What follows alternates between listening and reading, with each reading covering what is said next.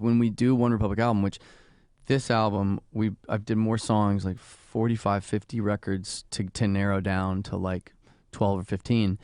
To make this, I was like, let's make this the best collection of records, not only the zeitgeisty feeling, but just the best on every level possible. Let's pretend that we were trying to make a greatest hits record, but we're doing it now.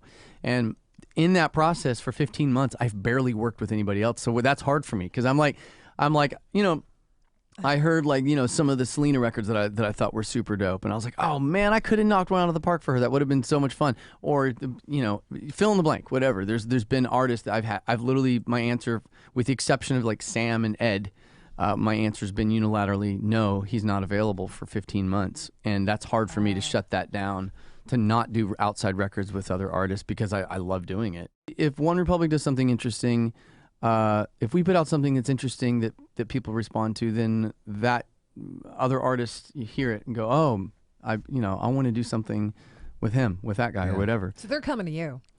I mean, really, look, it's all cyclical. You start out, there will be artists like I'm seeking out, like I was trying to get a hold of MIA and Peter Gabriel. All right, so for instance, like MIA, really? That's an interesting I love one. MIA. Yeah. For our album, we have Peter Gabriel. That I was recording him yesterday, doing a feature on our record. I was Skyping with him yesterday. I was losing my mind. I was like, I can't believe him. I was on the Tonight Show in the green room, Skyping him in London, recording.